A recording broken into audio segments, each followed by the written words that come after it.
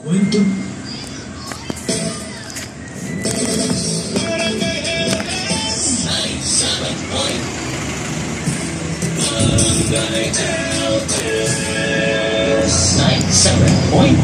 Forever! Mga kwento ng pag-ibig, kwento ng pag-asa, at mga kwento ng buhay.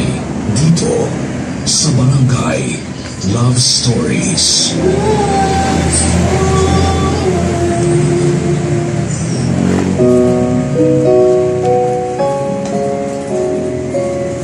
Minsan may tao tayong makikilala at akalain natin na dadaan lang sa buhay natin.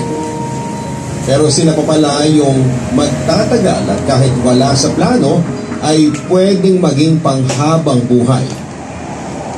Ang sulat na pinadala ng ating kabarangay na si Ann ang babasahin natin sa araw na ito. Isang babae na may simpleng pangarap para sa kanyang sarili at buhay pag-ibig. Lahat halos ay plinano na niya para sa sarili niya. Pero magugulo nang dumating sa buhay niya si Jeff. Isang lalaki na kabaliktaran naman niya ang ugali at mga plano sa buhay. Hindi niya naisip noong una na pwede niya itong makasundo at magawang mahalin sa huli. Dahil ang buong akala niya, hindi pwedeng magkasundo ang dalawang tao na magkaiba ng ugali. Kaya lang hindi magiging madali ang lahat para sa kanilang dalawa ni Jeff. Lalo na at minsan na siyang binitawan nito. Dahilan para magawa niyang makakilala ng bagong tao na mamahalin. Si Andy na nagturo sa kanya at nagparamdam ng walang kapantay na pagmamahal.